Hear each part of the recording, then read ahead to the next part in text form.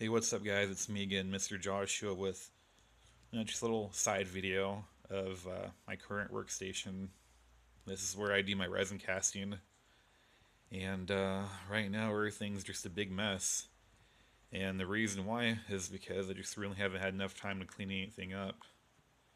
But this is just a bunch of overfill resin cast on wood, which is all right. No, this table that I have is just it's a loaner table. It's really good, durable table, but it's a work table. But here's some of my really cool molds that I work with. This is like not even a quarter of what I have. I have a fuck ton of molds, and I use these guys, for Gundam parts and whatnot. As you can see over here, working on some stuff right now. Some guns, shoulder pads, GM heads, the Kai backpacks, the works. Right now, I'm actually prepping for my buddy Joshua Gundami's order. He wants me to make him some more of these.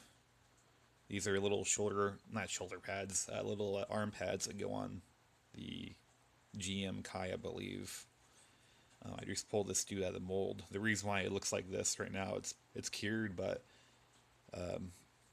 with resin cast, sometimes when it's too cold, it won't cure the right way. And it's fully cured and everything, but the cold got to it last night and just did a weird mutation thing to it. Just like with all these guys, it's probably the resin that I'm using right now. Which I'm using this stuff right here. This stuff is really good. It's good for what was it? This stuff right here is good for the torso and head. And that's pretty much it. When you resin cast heads with this, it gives you a really good pull, like a ridiculously good pull. And there's good things and bad things about it. Good thing is it'll give you a really good pull of whatever it is you're molding. But the bad side is it's like not flexible at all, and it becomes pretty brittle.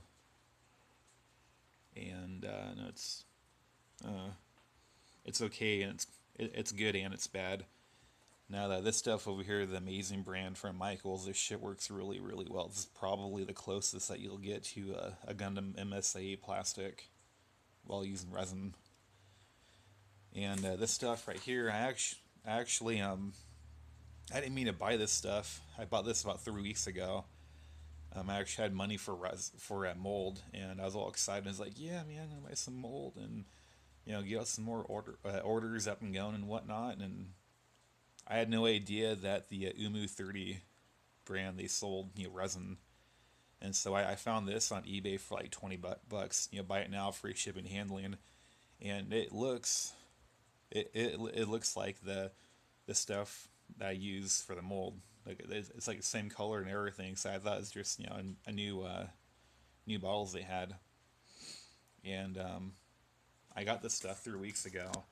And I opened it up about 2 weeks ago, and I started messing around with it, and I mixed the two parts. And I was sitting there looking at it, and I was like, "This is pretty weird." I mean, usually the mold that I use is like really thick, and this stuff is really runny like resin.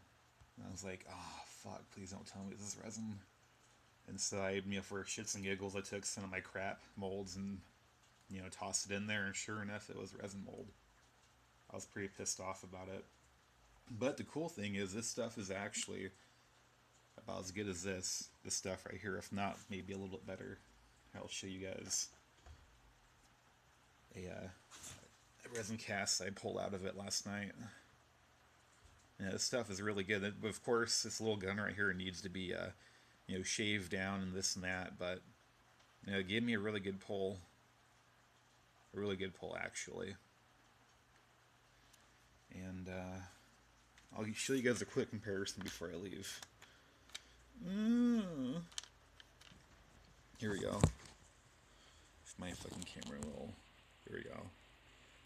The one on the bottom is that brown resin I was showing you guys. It does a really good pull, but it's brittle as fuck. And this stuff right here is the Umu 30. And I believe this is the Amazing brand right here. As you can see, the Amazing brand and the Umu brand are about the same. I'm thinking that Yumi's a little bit better quality than the other two. But when it comes to the brown resin, they're actually, it's not really too bad when it comes to making weapons either. When it comes to making, like, little guns and cannons, it's alright. Just as long as you don't, drop it like 20 feet off the ground or something, then you'll be fine. But yeah, that was just a quick little tutorial for the resin that I work with. Then over here, I use the amazing brand Michaels. It's, when you warm it up, it actually gets pretty bendable.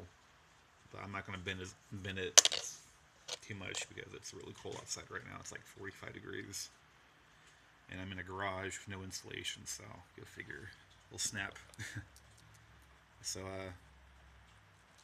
got a version 1 GM head. I pulled him out of the mold this morning. He's still a little sticky. Got a version 1 Zakio shoulder pad.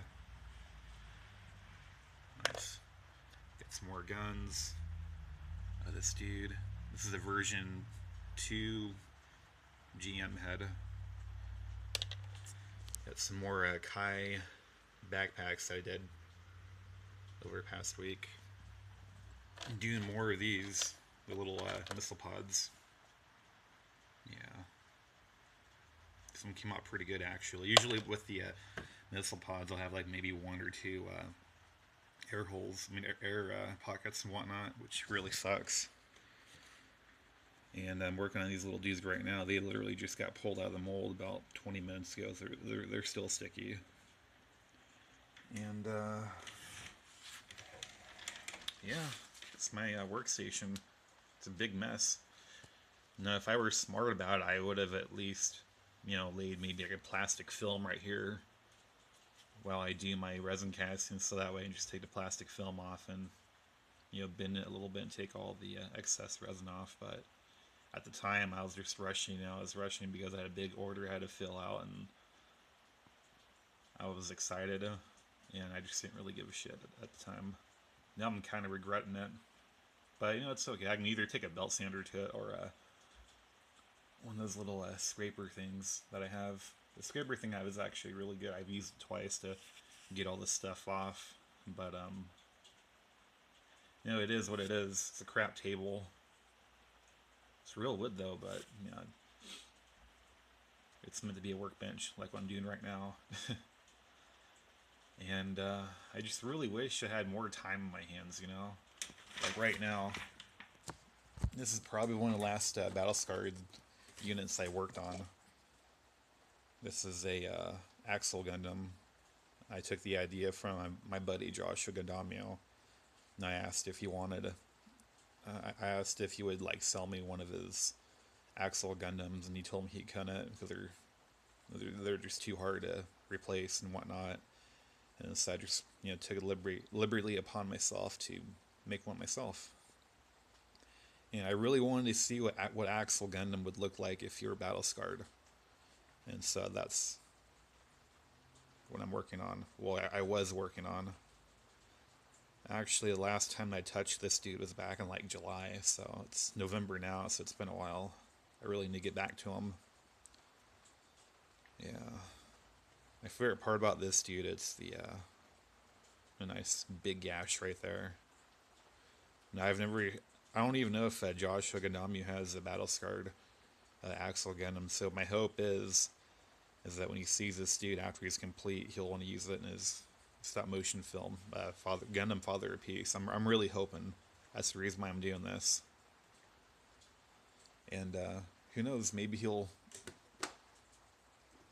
give me the opportunity to send it to him and put it in his video. And I got his what's he called? Thor Gundam or Zorn? There we go, Zorn.